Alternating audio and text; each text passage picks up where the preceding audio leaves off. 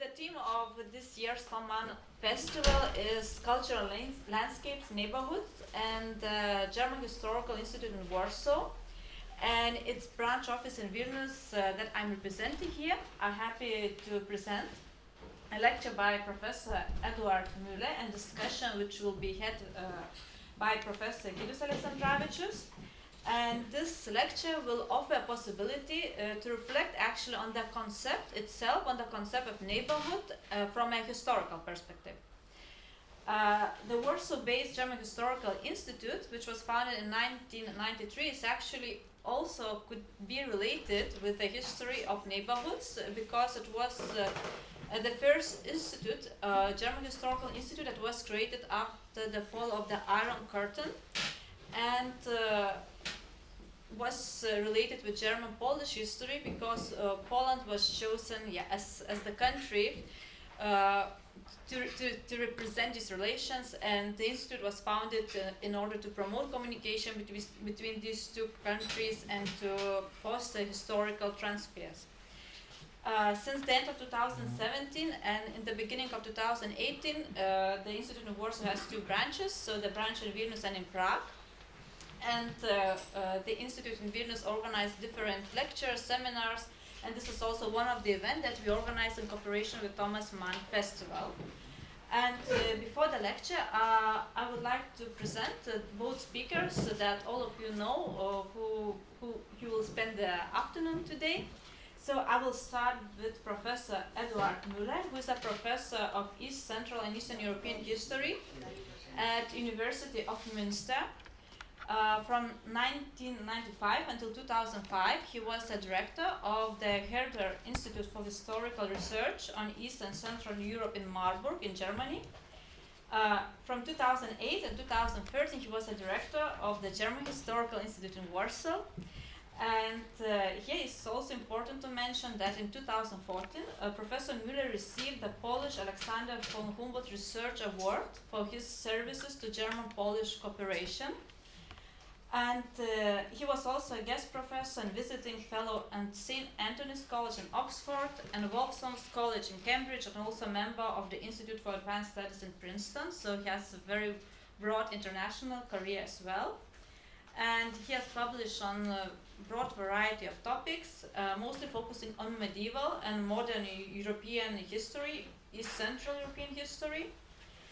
And his most recent monograph is dealing with the new interpretation of the Slavs in the Middle Ages, which was published in Germany in 2020 and will be published in Poland, also in the Czech language and in English. And Professor Gytis Alexandravicius, I guess for the Lithuanian speakers, I don't have to present, but I see that I think we have also a German audience with us. And Professor Alexandravicius is in Lithuania a very well-known public intellectual. He is a professor of history at the University of Vytautas Magnus in Kaunas. He is also director of the Institute of Diaspora or Immigration Studies, I don't know how it's the right translation, which is also located at this university in Kaunas. Professor Alexandravicius has research experience in the United States of America and Finland. And right now he's also teaching at the university in Bologna. And his main fields of research are the history of the 19th century Lithuania, as well as the history of migration. And what I wanted to say, what is related also with the festival, that his newest book, which is the biography of the former President Valdas Adamkus, is closely related with the festival because President Valdas Adamkus is the patron of the Thomo Manno Festival already for many years. So this we can say that it belongs to the festival, also Professor Alexandravicius as well.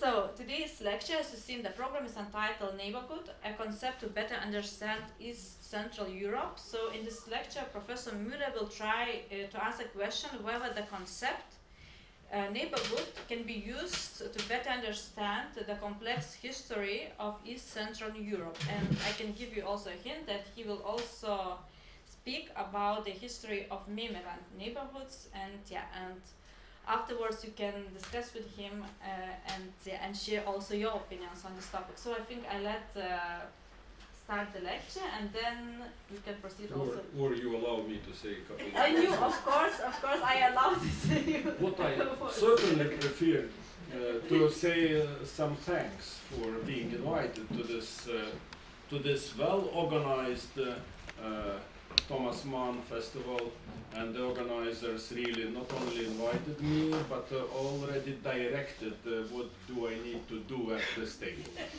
And what I'm even more thankful that some work of moderator was already done so perfectly, and then I can convert myself to another role what was also negotiated during our preparations, that I need to be some co-speaker or some bad guy with some questions and or comments about the paper we some of us supplied in English or in Lithuanian language. It's a Lithuanian translation, I think. Translations here who are interested in reading and preparing yourself for the discussion. What I will do as the moderator, first I will give the time for you to ask questions after the lecture, and then we will go further to the discussion phase of this. Is it good? Agreed?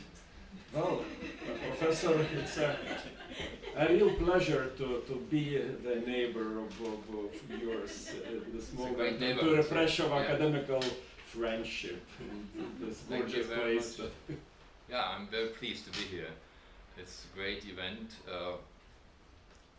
delivering a lecture observed by Thomas Mann here from the wall, is looking at me.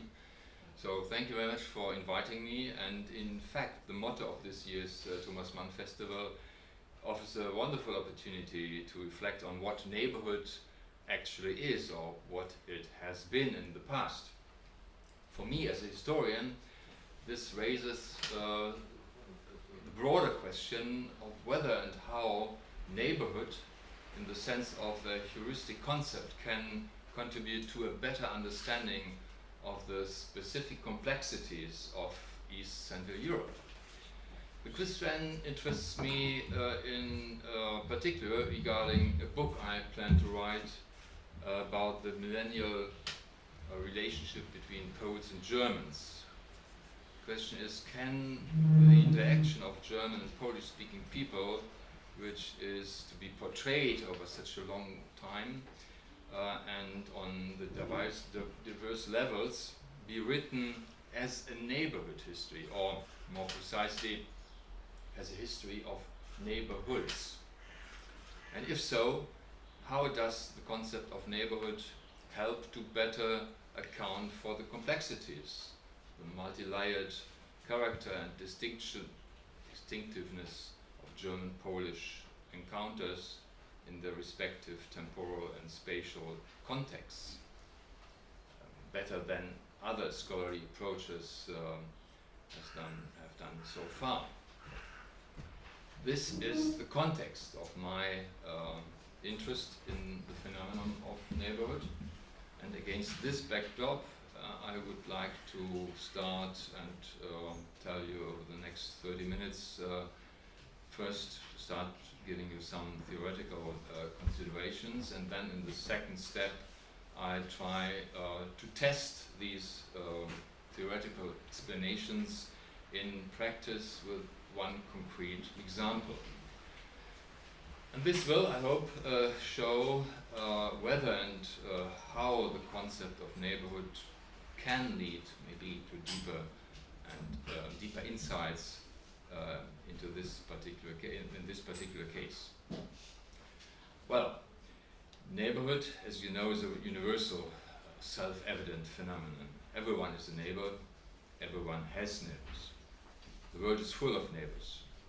Neighbors who interact, who share experiences, who appreciate each other in the best case, but who also cherish mutual prejudices and hostile images, who too often engage in conflicts and sometimes even wage wars against each other.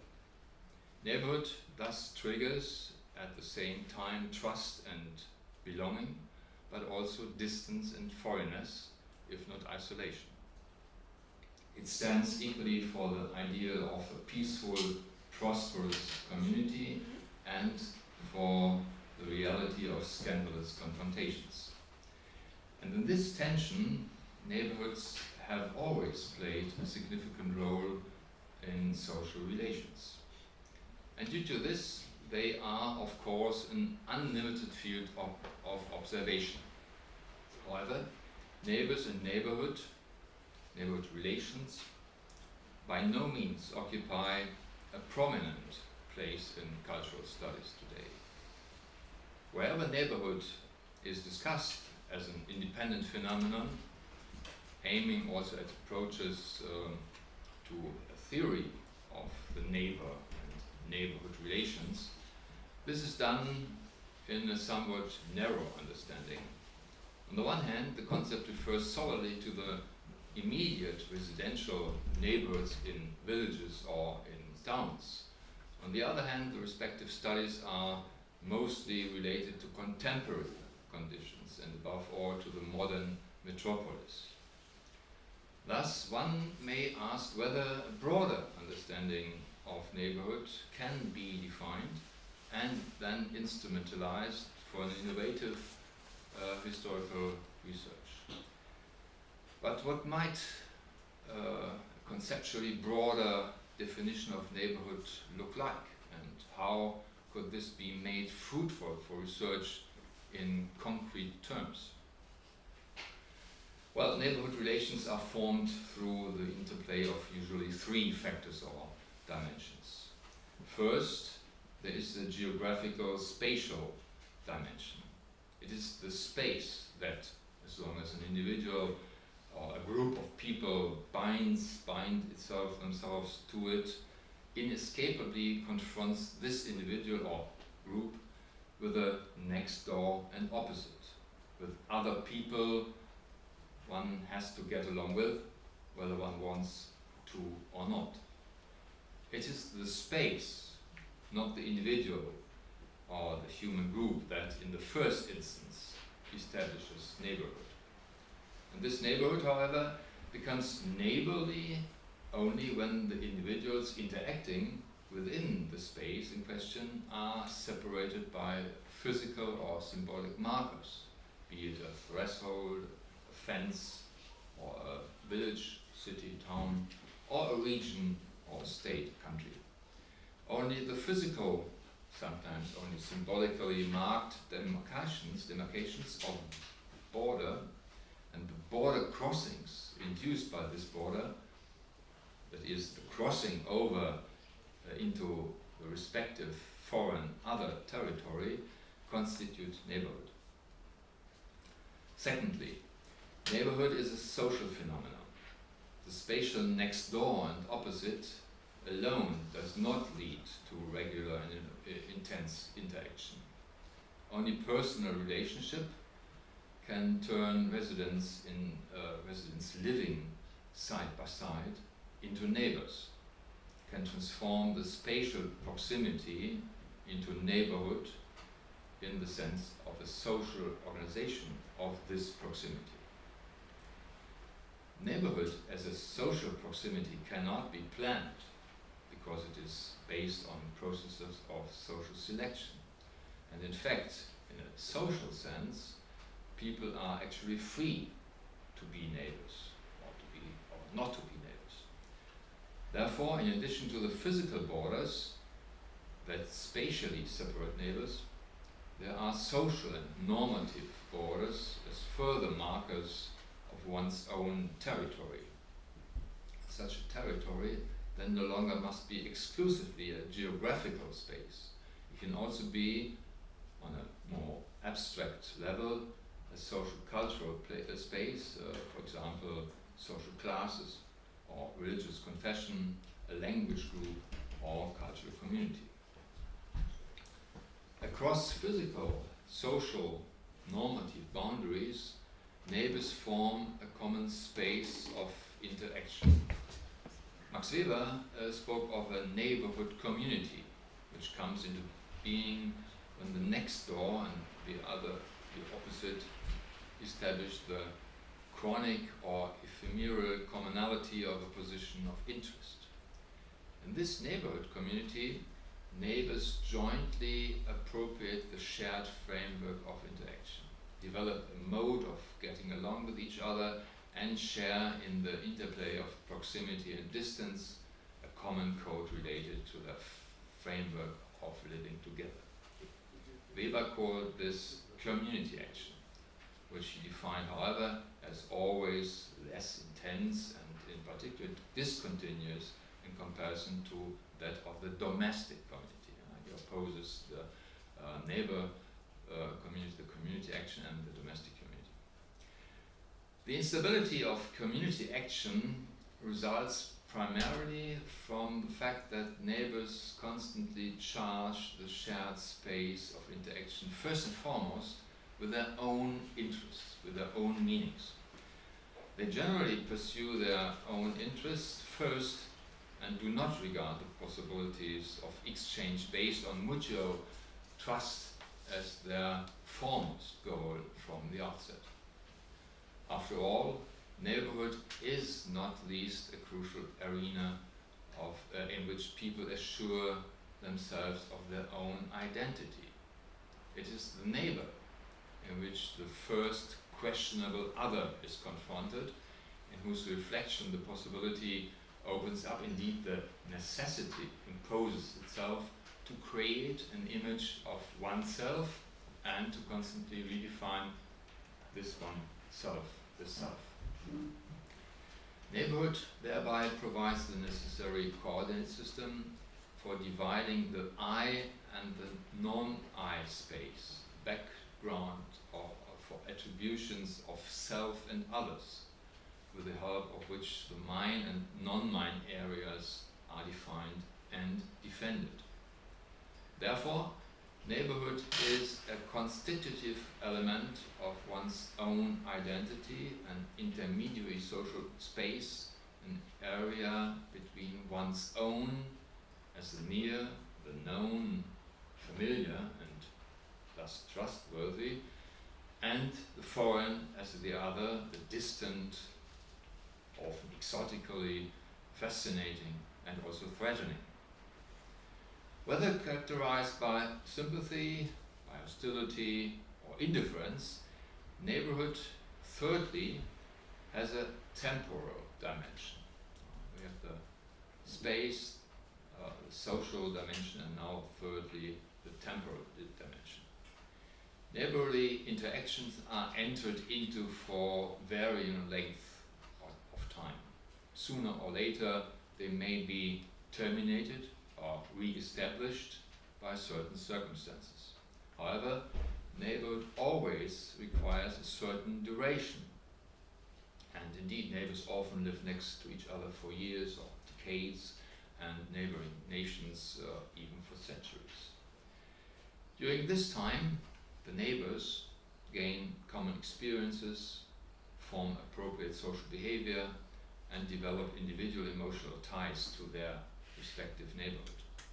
At the same time, neighborhood relations are subject to historical change. In the course of time, both the understanding of and the expectations towards neighborhood and the concrete forms, content and qualities of neighborly relations change.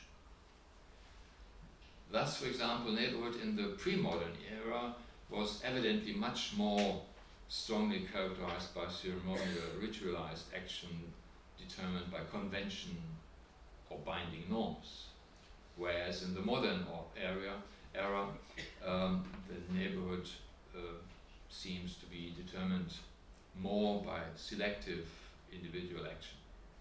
At the same time, certain procedural interactive dimensions of neighborhood seem to have remained constant over time, albeit in modified form and intensity, such as the need for neighborly solidarity, the inevitability of neighborly social control, the recurrence of neighborly conflicts, or the impact of mutual neighborly perceptions.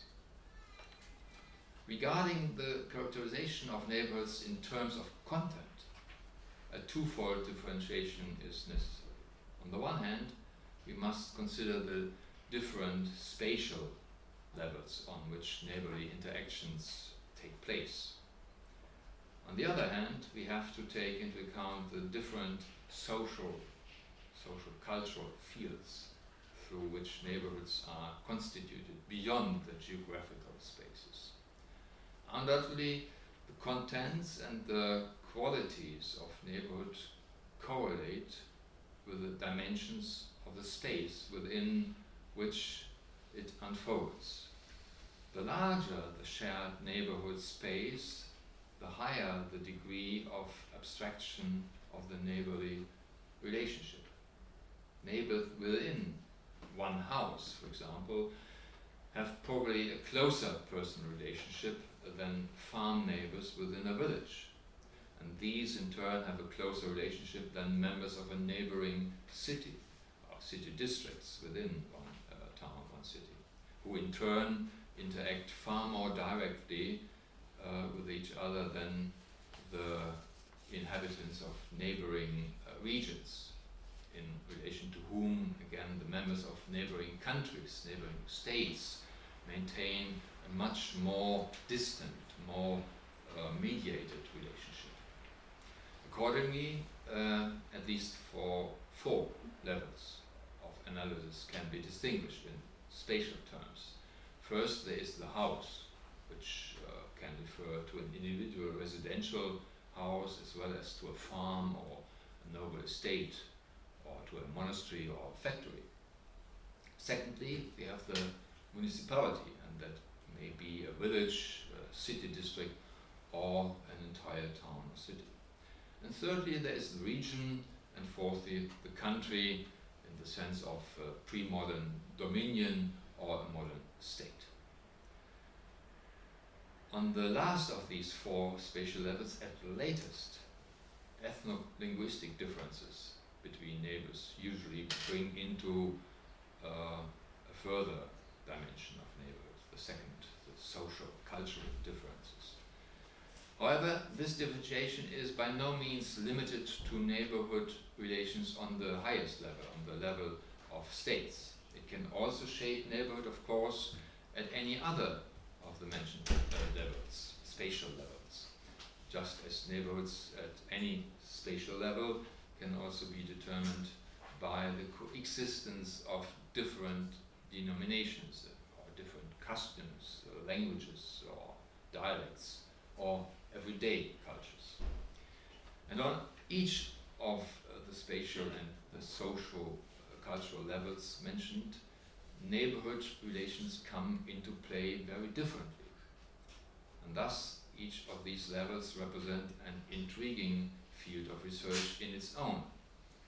For the historian interested in East Central Europe in a comparative sense, and engaged with comparative studies on this complex macro region, however, the main challenge and opportunity at the same time is to look at all of these four levels at once.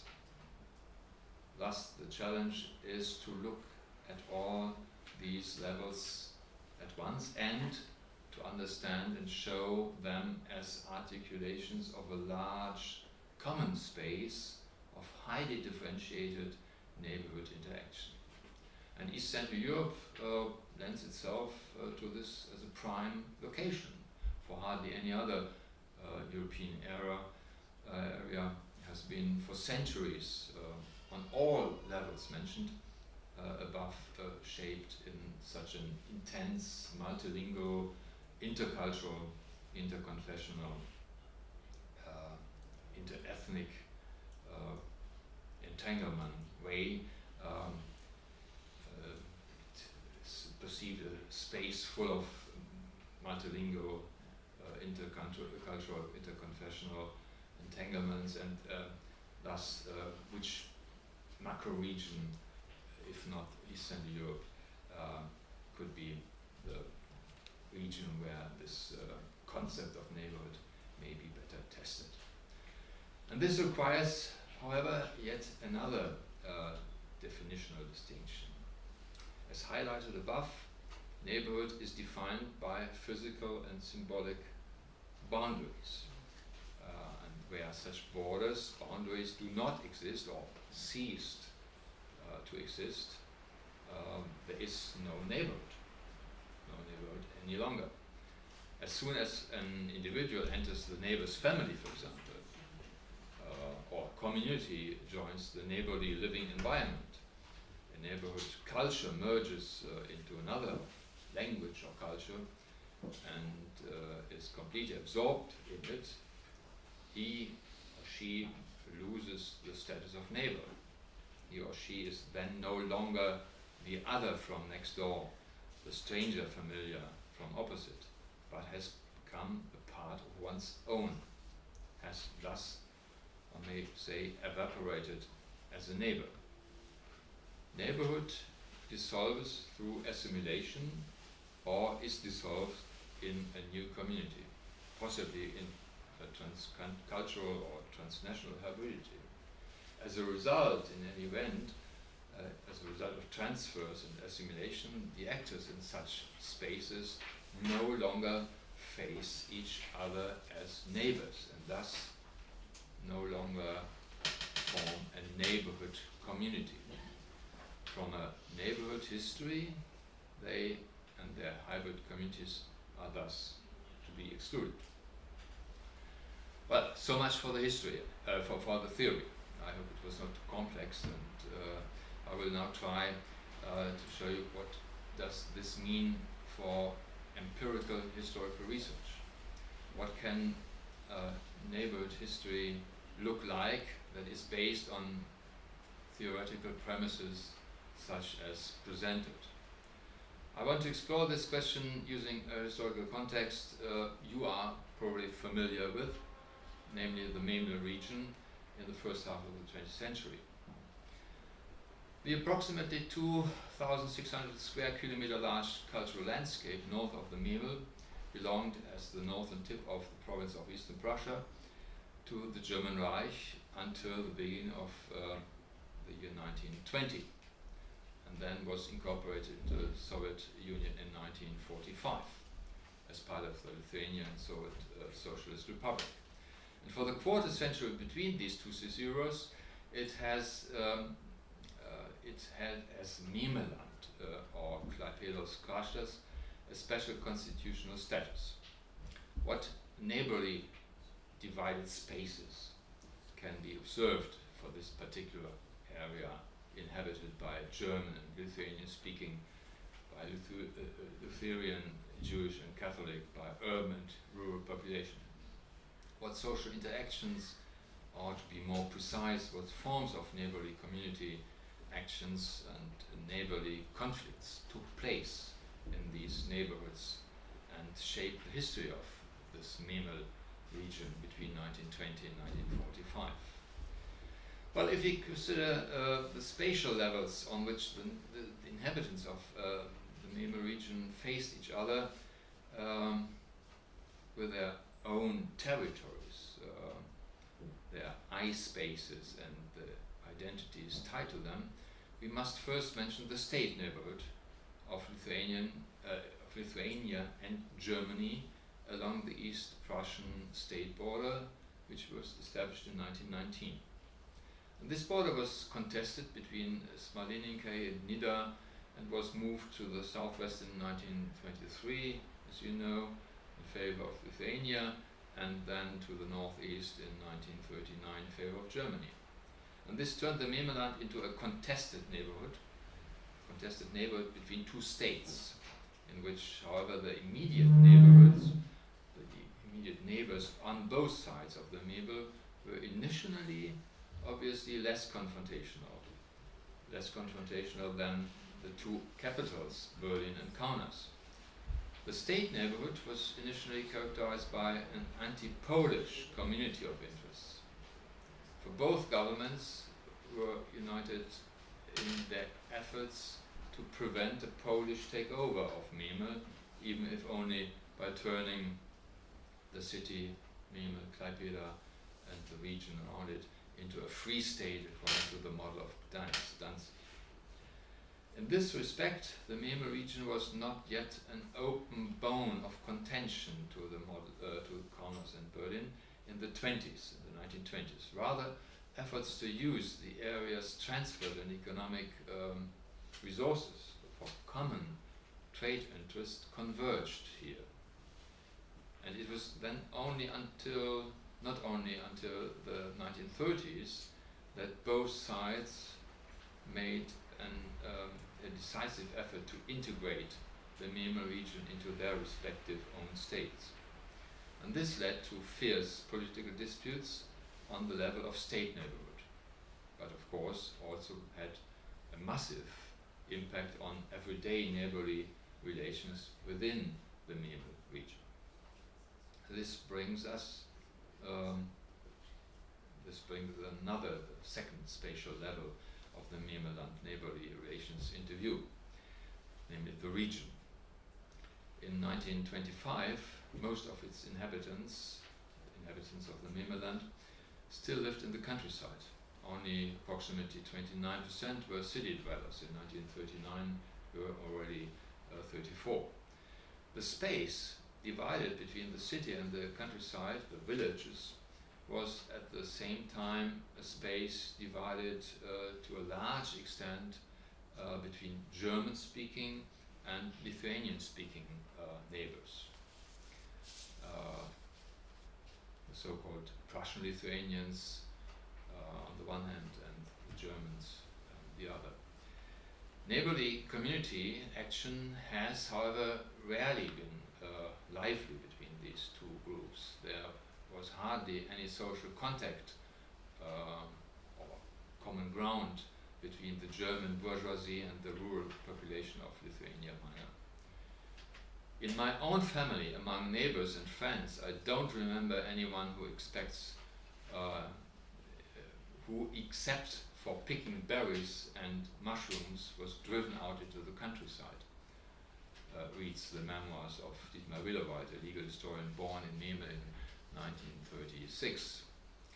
And this memoir matches the observation made by the Lithuanian diplomat and writer Jurgis Savickis in Memel in 1926.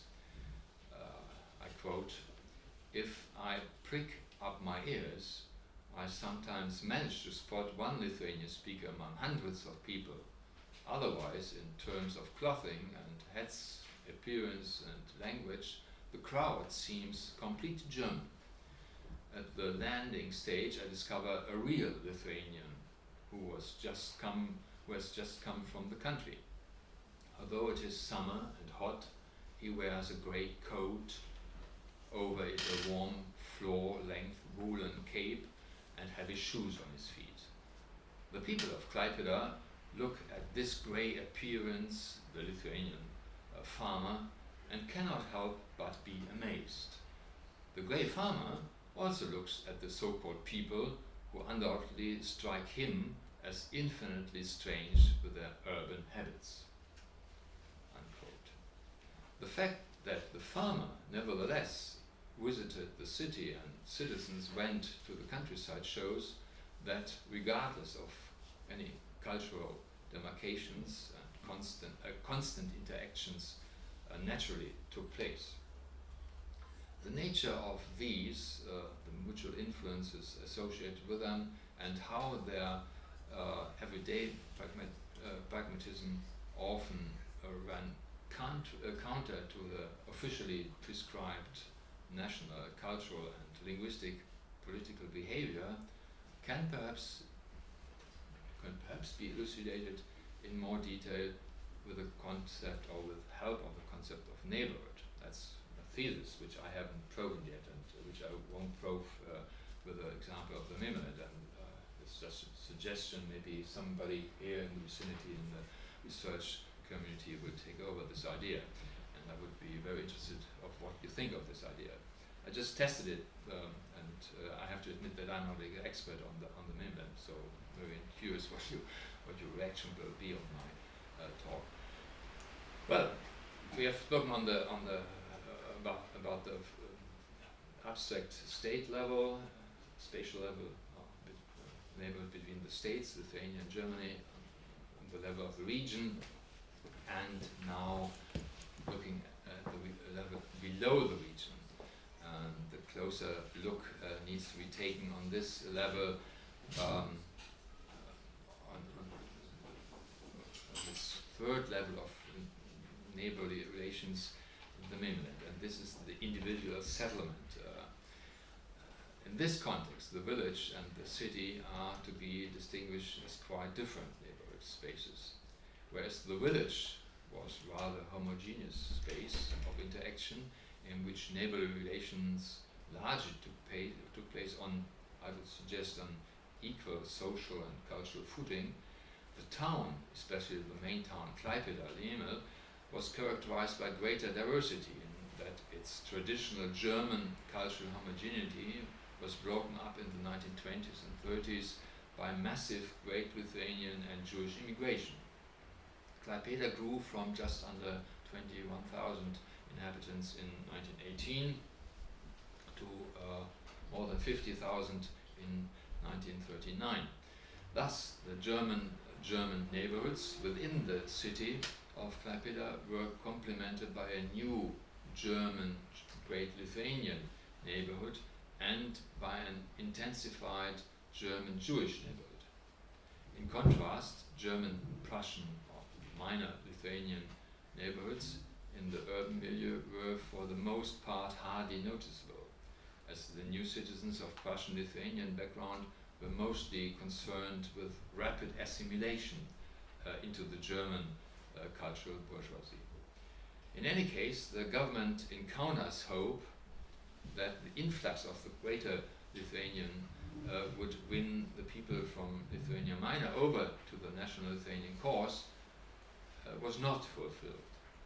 Even where the indigenous Lithuanians consciously kept their distance from their German neighbors with their linguistic, or by help of their linguistic ethnic identity, they also used this very identity to distinguish themselves from the greater Lithuanians.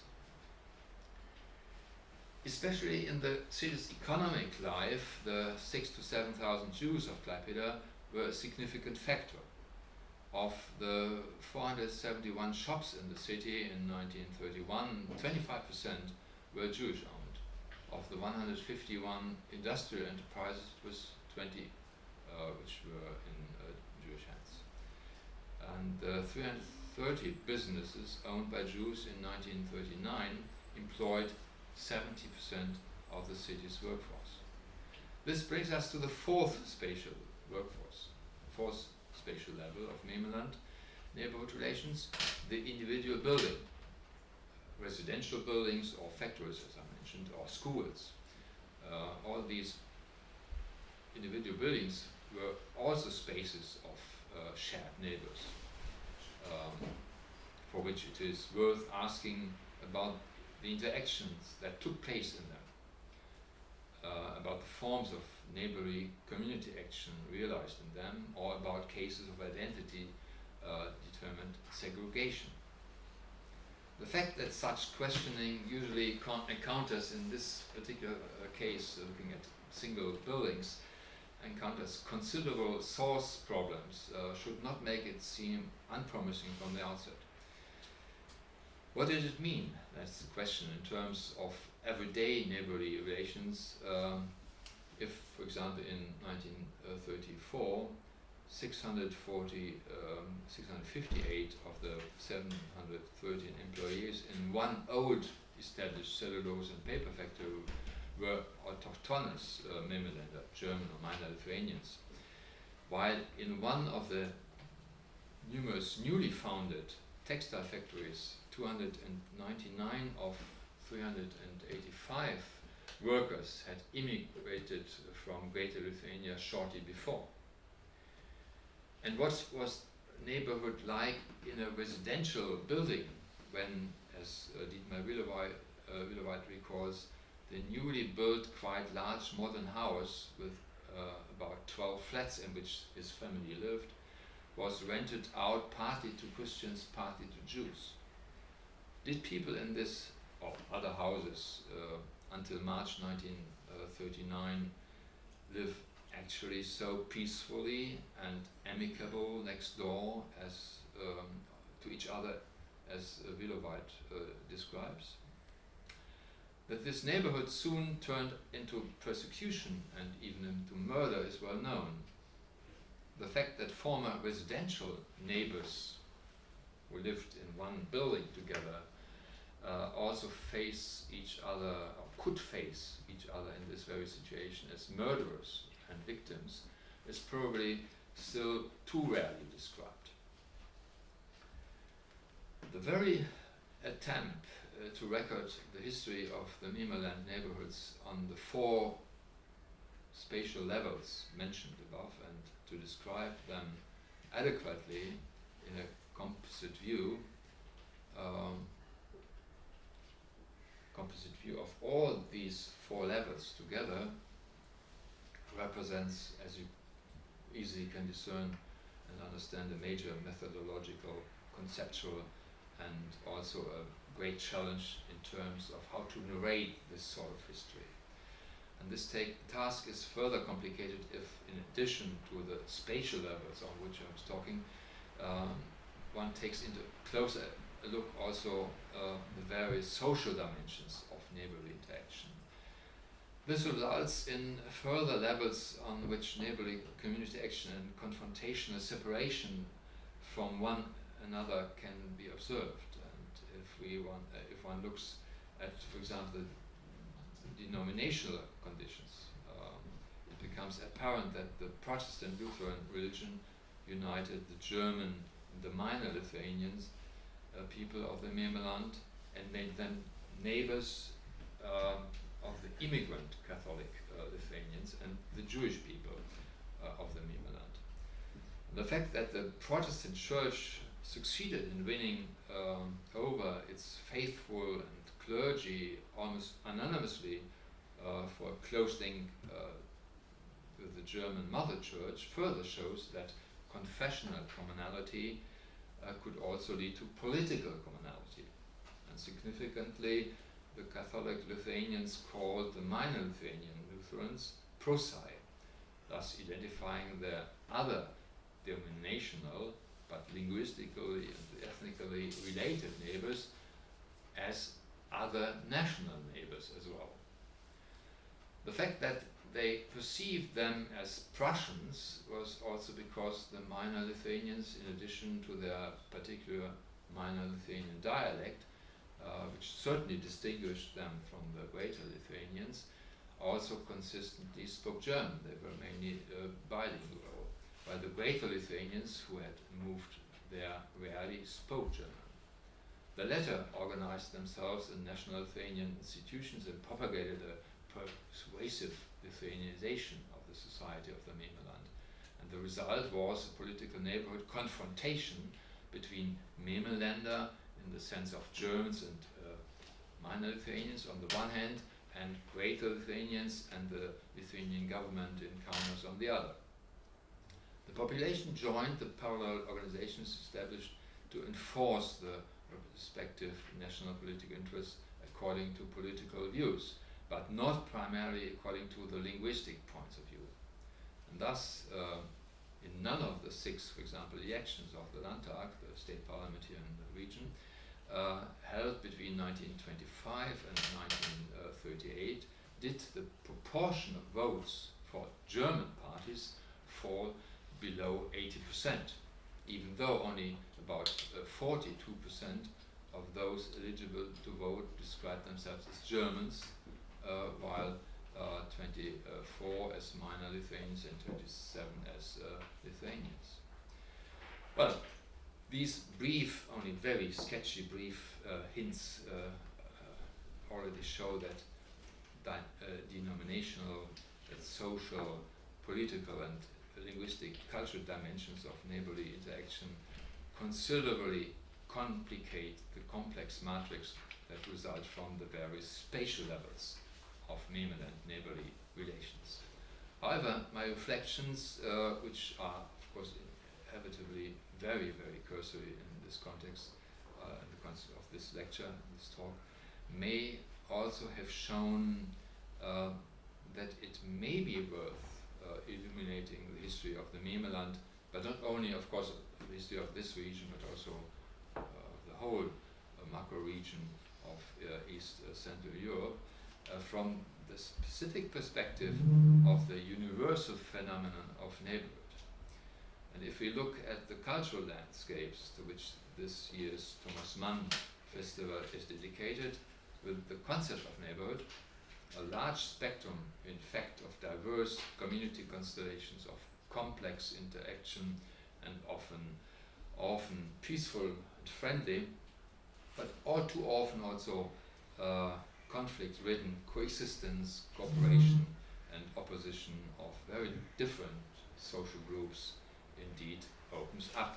For the Memeland, to close this sentence, this can mean not least the overcoming of the traditional dualistic perspective in which the history of the region is viewed merely as a field of antagonistic relations between Lithuanians and Germans, and is often enough forced into the straitjacket of a search for its supposedly purely German or purely Lithuanian history. Thank you very much. Thank you, Professor. Now it's time to give the floor to the audience. Questions? I see some faces of our brothers and sisters, historians from the Lithuanian historian community, and some of them are quite experienced in the topic of Memeland and history. Maybe you have some questions? If not, I will not push you further, because I read this paper a couple of days before. I thought what I can ask, or what direction I can push our discussion. And the first what I'm gonna ask is, how much Memeland example you explored reflects the general tendencies or character of East Central Europe, or neighborhood in East Central Europe in general? How much is unique, or how it's how much universal? Universal in terms of East Central Europe, Yes. the macro on the macro level. Yes, of course you have the parallel, the neighborhood of languages, Lithuanian, minor Lithuanian dialect, Greater Lithuanian, German. So this is a particular phenomenon. You have the problem in the interwar period of contesting nationalism. Two sides who try to win over regional population, which you can observe, for example, also in Silesia or in Pomerania or in other regions of East Central Europe or in Eastern Europe at large. So these are phenomena which you can compare. I'm not that familiar with the history of the Memel region, the Memeland, to detect the specificities which would differentiate this very region from, for example, Silesia or other intermixed, Užhorod or Transylvania, for example. That certainly is an intriguing challenge and assignment for local or regional historians, and it would be certainly interesting to form a research group which would compare various micro regions of neighborhoods and detect what is, as you mentioned, universal in terms of the macro region East Central Europe, and what is particular to the very region question. One thing I had in mind reading that touching Memeland, we are reaching some disappeared page of our past. It's disappeared reality, disappeared community and disappeared neighborhoods. For the Lithuanian society. And the German too. Yeah, to a certain extent. Because yes, of course, there is yeah. just a 70 or 60-year-old past. And now the examples from different sides of the same small Lithuania or huge Poland, we see that some borderlines, some places where the neighborhood survived, like western or southwestern border or previous demarcation line of the Lithuanian Republic and Poland. Yes, some deportations were implemented by the Soviets, some atrocities by the Nazis, all that happened, but the communities are in peace. And now Schengen and new relations, and this neighborhood developed to something. And at the same time, I think that even in this beautiful place we understand that the Russian aggression against Ukraine also touches neighborhoods in East Central Europe. Damn neighborhoods, bloody neighborhoods, using the words and categories of Timothy Snyder, the bloodlands. And so different heritages in so different neighborhoods. And now, what I learned about your long period occupation with the Polish-German relations, and then other side of our region, where living German community, living, I mean, other side of Oder river or something like that, not here. Here we got our Kaliningrad Oblast, damn, instead of Königsberg and German cultural or civilization heritage. Other neighborhood, and again, somehow this opportunity and the fact you spent so long time researching those Polish-German relations and development up to now, it survived. Maybe for the Polish side even, ziemie odzyskane.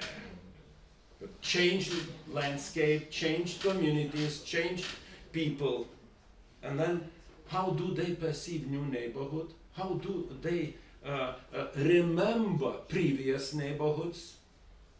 What are the efforts or intellectual, cultural to remember or to develop new types of relations? Could we continue that direction? This neighborhood idea of East Central Europe for the common good of all of us here. What could we explore from this experience?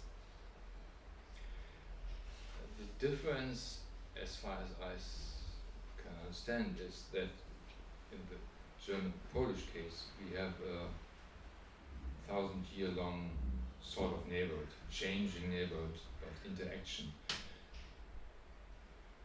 So you are asking whether you could establish such sort of neighborhood with your Russian neighbor here in Kaliningrad?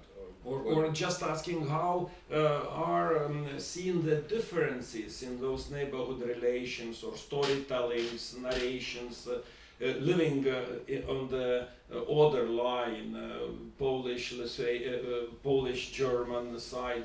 I don't think about the future of Lithuanian-Russian neighborhoods. Nobody knows the future, and this is so bloody hot at this very moment. I avoid this, but my task is to provoke you to share your experiences. I try to understand what you want to hear from me. After your research of Polish-German relations and neighborhood, to have some explanations or comparative insights about this part of East Central Europe, Memeland, or Nida, including Nida. The Polish-Lithuanian neighborhood. Or Polish-German, and now Lithuanian-German without Germans. The difference is that here in this land we do not have live German communities. That's This is a difference. That's the point. that's the difference. We still have, for example, in Poland, certain regions where there is a population using German language and perceiving themselves as Germans living in Poland. And we have, of course, many Poles living in Germany, working in Germany, so there is a lively interaction, a vivid, actual neighborhood on various levels. We have, of course, the state level. We have a treaty of neighborhood. That's the point where I started from. In 1991, there was signed a treaty between Germany and Poland on the state level. The foreign ministers signed this treaty called Vertrag über gute Nachbarschaft, Treaty on good neighborhood. So what is neighborhood? That was my question when I saw this, or when I contemplated on this treaty. So and my task is, I haven't yet so deeply searched this neighborhood. That's my task, which I'm working on now. But the point of departure was to ask, what makes this neighborhood, which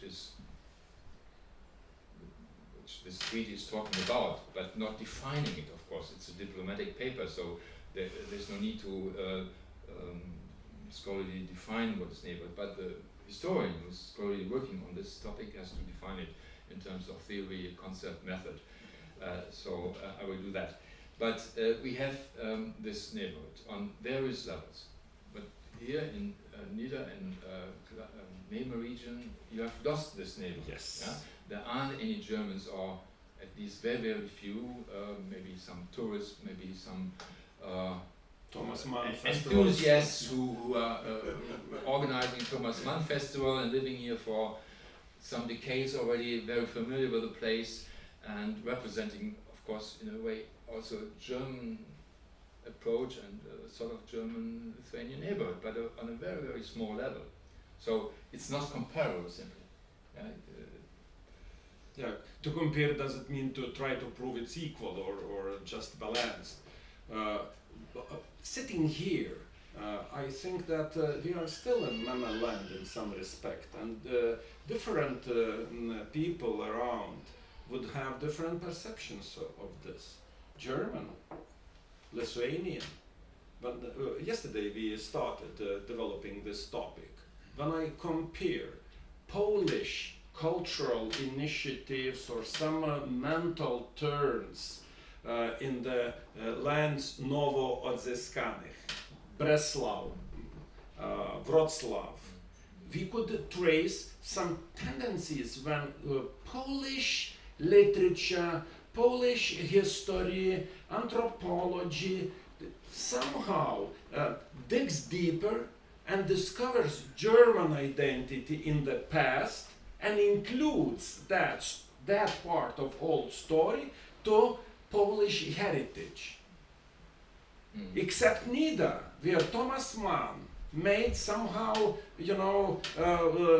friendly atmosphere, and every Lithuanian would know about this nice writer and the group of artistic bohema in the very close neighborhood. It's so beautiful story. Every Lithuanian would accept this, and even to put this as the fundament stone to the new artistic environments in Nida, in Kuršių Nerija, with some nice continuation of that.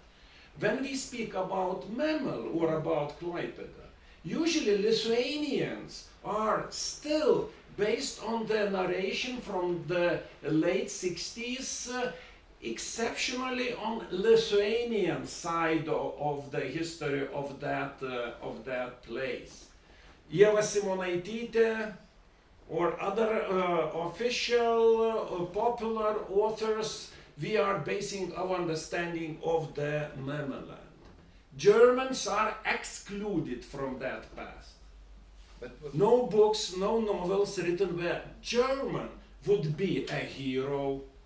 The names, the titles, everything would be German because it was German 100 years or more ago. But we Lithuanians are still not able to start telling that story and somehow have them as us, this heritage, because the realities changed.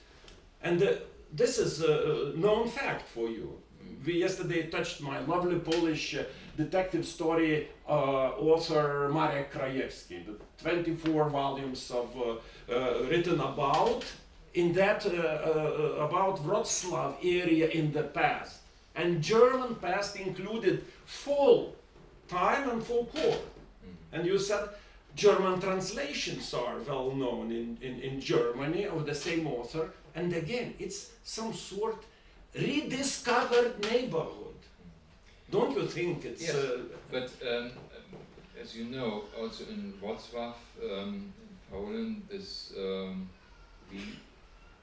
discovery of the German past of this very town of Wrocław was a long and thorny way for the Poles, and it started only in 89, 90, so it's in a certain way a recent phenomenon, and maybe not even familiar to everybody in Wrocław.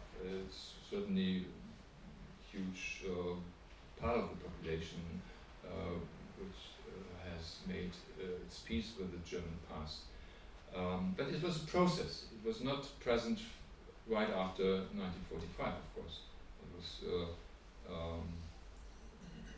on the opposite. Nobody wanted to know anything about it. So I would detect from this development the hope, the perspective that it's not too late to follow up here in Lithuania and to detect and rediscover the German past of the Neighbourhood as well, beyond Thomas Mann and this nice place here, which of course is also an anchor for deeper developing the German-Lithuanian cooperation relationship, since it's a place attracting many Germans to come here to visit and to learn more about Neighbourhood, and then beyond that on Lithuania through encounter with the Thomas Mann Center, for example. Thank you. I appreciate your insight here. I waited for that because next year, as us Lithuanians know, it will be national year of 100-year anniversary of annexing Memel district for Lithuania. And how we will act, what type of narration we will develop. I'm hot, but not speaking about Germans. I'm hot implementing my duty as a moderator from Lithuanian side, the intellectual critics of our own memories, attitudes, efforts, and hopes that 100-year anniversary could be exploited by us Lithuanians to develop some deeper understandings and rediscovering some neighborhoods in the disappeared realities, to restore that, to have this. And I don't know the explanation why those differences during the last 30 years were so brightly seen. Wrocław Polish perception of the previous past and Lithuanian perception of those disappeared. Yeah, I see now I provoked some audience, at least. May I, yes, you answer and then I give the... I just wanted to give another input, since looking at Wrocław, one area, one medium via which the people in Wrocław rediscovered German past was architecture. The topography of the town. Famous architects built there in the interwar period famous buildings, and I remember that was to a certain extent similar in Memel and Klaipėda, that you had here the Germans, the Lithuanians, famous architects, for example, also the one who built this building. So maybe this could be a medium, a way to rediscover German-Lithuanian cooperation, interaction, neighborhood in the Neighbourhood via architecture, via the urban topography. Thank you. I had no time to introduce you. Please, Professor. Doesn't matter. Yeah, but I hear Ruth Lazaro is there, and I'm sitting next to colleague Sofronov from Klaipėda University. And I would say, that yes, Egidius, you are right about us not having thrillers of German Klaipėda. Would be that 16, 17, whatever century, it's not in literature. But we have to admit that a readable series, historical thriller or novel about Lithuanian time up to 19th century just appeared in last 5 years. I mean, Kristina Sabaliauskaitė is readable and actually history and integrating history that for Lithuanians itself, like Vilnius, was quite foreign in understanding. But talking, I would not agree, being president of Curatorium of Thomas Mann Cultural Center, that it's nothing is done, and not about just from romantic side. For example, there's architectural guide on Koroni and Spit, and architects that worked in those villages and towns are presented. And architecture that, the guide that looks in time, Soviet time, of course, but also what we have research on resorts. First of all, on Jotkrantė or so. And when talking about, you go to Klaipėda, you already will find German names of establishments. Would be that restaurants or hotels. That already Klaipėda's identity lately is being shaped very much through real or a bit imagined, but through German presence. So another thing, yes, absolutely agree. That some old elements of rhetorics and annexing, not even annexing, it's in wording, it's regaining Memelland or Klaipėda. That's issue for historical consciousness of Lithuanians. And what we will celebrate really and how we will celebrate, that's a different story. But it's question to Parliament. You have an idea what you will celebrate? Pardon me? You have an idea what will be celebrated? Hardly. Because it's up to the Parliament usually. And that's a pretty difficult body, as all parliaments are. Yeah, but some are actually very, very eager about it. And that identity, also Lithuanian, it's very thankful for you, Professor, going into Lithuanian and Little Lithuanian or, Prussian Lithuanian identity. Myself, I touched upon this region very little, but I dealt with Catholic church structures in the region. There were only 3 Catholic parishes in that part of Memelland that was in Lithuania. And in 1926, there was negotiation with Varmia diocese and on level of the Vatican of incorporating those 3 Catholic parishes into Lithuanian ecclesial province. It was being created then. And it was so interesting, the identity of Prussian Lithuanian Catholics was so strong that for 3 parishes, a separate vicariate was created.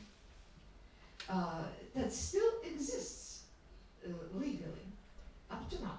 Even, region now is mostly Catholic with Lutheran presence, but so that thing is little reflected, and of course population changed very much.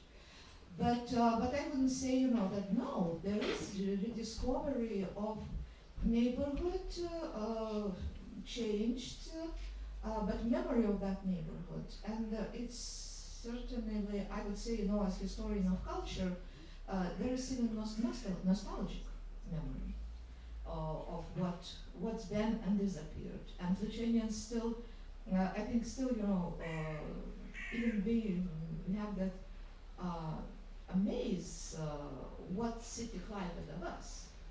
Because city that was almost totally destroyed. Just to mention the initiative, I don't know, Egidius, if you're aware of it, to reconstruct church fully. Actually medieval church in the building. And the castle. And the castle of Klaipėda. What is it? if not incorporating into, first of all, identity of city, and Klaipėda that has identity in Lithuania very different from the rest of Lithuania. And then to enforce that identity, but also, and everything is done by Lithuanians, very well, that re-Lithuanization of Russian Klaipėda started in Soviet times in our very memory. Quite late. Quite late, but and those were exactly Lithuanians then continuing this incorporation. Sorry for a long speech, but I just wanted to step a bit between Egidius that is very provocative and to defend the Lithuanian side. Thank you. I was expecting that things are going on, as you mentioned, that already in Klaipėda there is sort of discovery of the German past, and I was wondering what the Klaipėdians are thinking about the Simon Dach place. So that they must have a sort of relationship to this monument as well.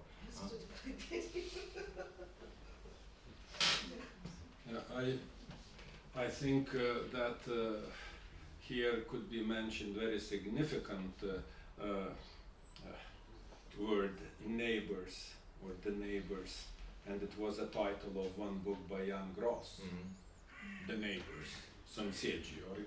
Yes, but originally, this is that's about neighbors and extermination, when one group of neighbors exterminated other group.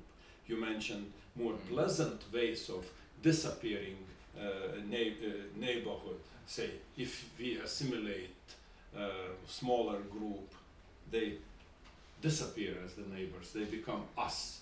If we stress on that, me and they, or us and they, then probably there are more ways of that disappearance.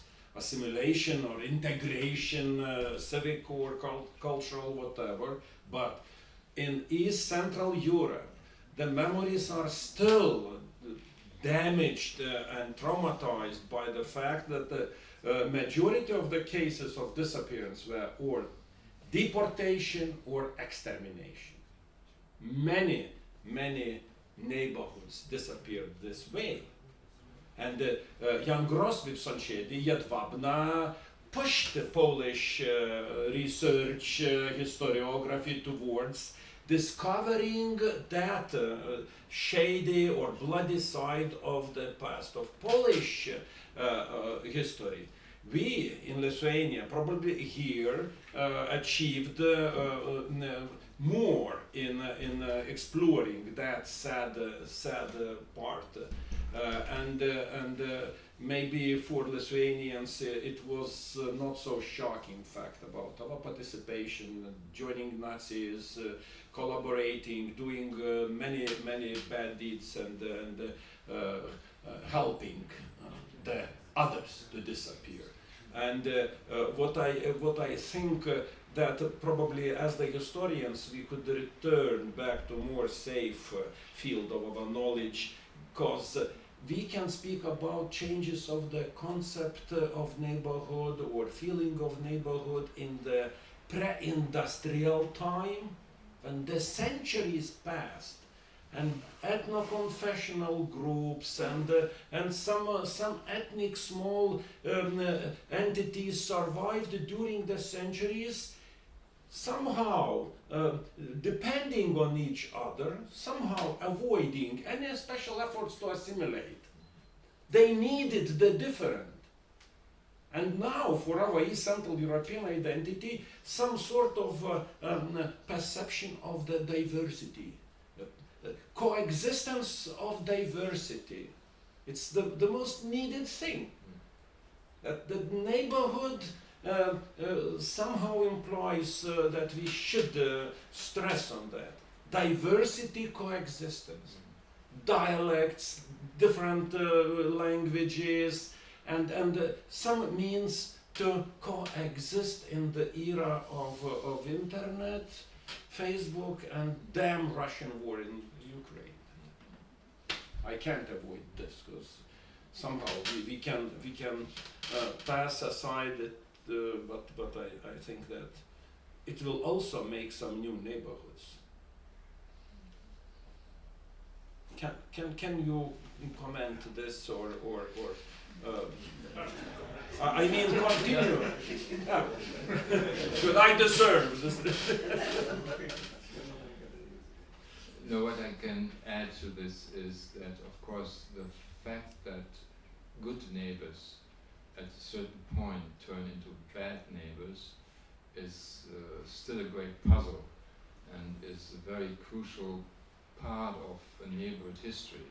So I'm not intending to just look at the positive effects of diversity, of multiculturalism, multilingualism, and the neighborly interaction, but also look at the moment and the episodes, the historical situations, and the reasons, the structures, the forces behind these changes, where people living together in a house, in a village, turned into enemies, murdering each other. What Jan Koss described for Jedwabne, but what you can also describe for Yugoslavia in the early 1990s, or any other situations. Also for the Memeland, when the Nazis took over, forced Lithuania to hand over the region again back to the German Reich, and when the Nazi anti-Semitism and the starting of enacting the Holocaust took shape. And there are hints, I mentioned it briefly in my talk, that people who live together in one house in Klaipėda met as murder and victim. Yes. You described it in your book, I remember. And so you have these particular situations, and these are crucial facets of any neighborhood history. And the problem, of course, for the historian is that sources are difficult, and you cannot, for every geographical region or topographical place or historical situation, describe these neighborhoods as you would like or love to describe, since you miss the sources. So you have to detect the very situations, places where you have thick descriptions in the archives. And I was thinking, when I was preparing this talk, not very familiar with the Memeland history, what are the sources in the archives here? Is it possible to write such a neighborhood history as I imagine it for the Memeland at all, as to the source material?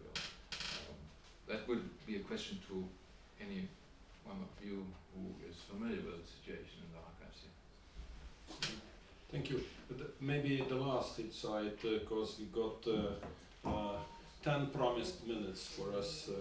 I have one question on this side, so... Yes.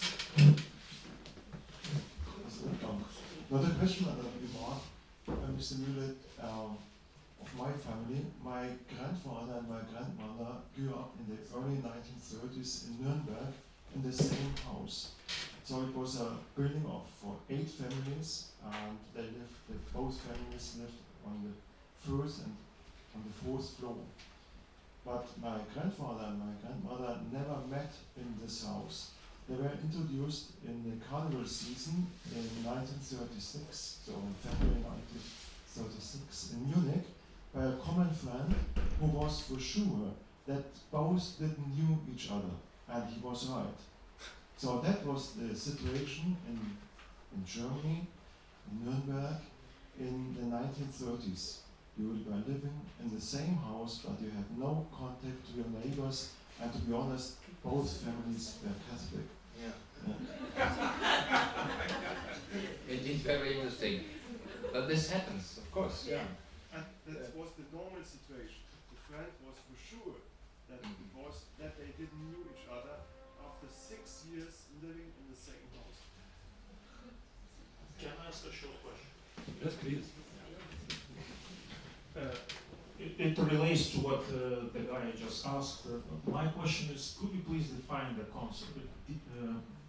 Define the concept of neighborhood. You spent so much on it. Yeah. But what we're talking about here is the contacts the relations, and why do we need the concept of neighborhood at all if we are talking about contacts That's or relations? Yeah, that's a good question. In fact, that's what I'm looking for. and the attempt to confront you poor audience, I'm sorry, with this theoretical considerations was the hope that somebody of you could tell me what's neighborhood. Now, it's a very pragmatical approach. I was asked to write a German book on Polish-German relationships, and then I came across this treaty I mentioned of Freundschaft, gute Nachbarschaft, and I was thinking, well, when we have and you have lots of titles, book titles and titles for articles where it's written and talked about neighborhood, and it's always used without reflecting what is neighborhood. And so when I'm going to write a book on German-Polish neighborhood, I was thinking I should define neighborhood, and that's what I was trying to. And maybe you are right when you say, well, we don't need this. There is Beziehung, there's relationship, there's interaction. For God's sake, for what do we need neighborhood, this concept? Do you have an idea? I would be grateful. I'm struggling with this question, and I'm trying to sort out whether in applying this term neighborhood and filling this term with some concrete sociological, philosophical, historical, anthropological meaning, whether we would gain something by applying this term, which brings us further in understanding the complexity of East Central Europe or any other region of the world as those scholarly concepts applied so far. That's still an open question, and I don't have the answers yet. Maybe if we stay on the highest level of nation-state level, maybe we don't need any definitions for the neighborhood. Still some formalities, some borders, some guards, sometimes some canons. Intuitive understanding, neighbor is the next one and the opposite, so everything is clear, and they interact and they have relationship or not. They knew each other living in a house for 6 years or not, and so why bother about the term?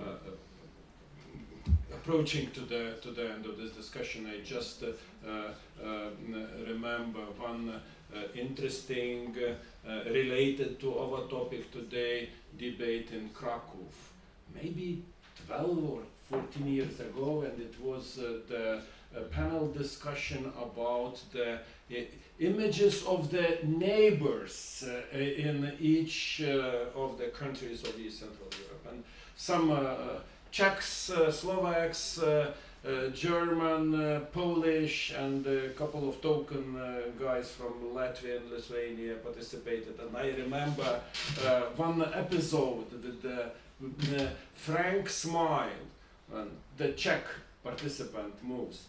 When I think about the Poles, I imagine that they are the most eastward pushed representatives of Russian civilization, than the Poles. When I think about my friends in Prague, I think that they are the most eastward pushed representatives of German civilization. That was a really funny debate, but probably it's a task which is not just natural.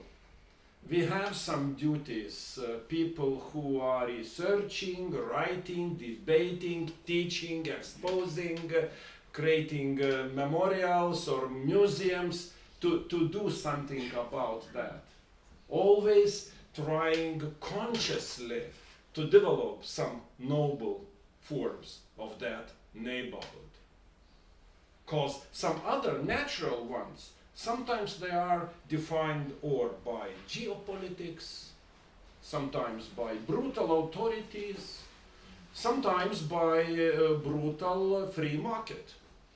Like if you go to Seilė or Suvalki and see the neighbor Lithuanians buying in those supermarkets and apotheques cheaper products, and then the effect was that Lithuanian speaking people got more chances to be to have the jobs in the Polish supermarkets on the borderline. That's a natural process of the neighborhood. But I think the Thomas Mann Festival and the place we are in is designed to develop our skills to do something for the better of us all in East Central Europe. And thank you, Professor Edward Müller, because we all here got some impressions, we got some attitudes and maybe some additional duties to continue. Thank you very much. It was a great pleasure.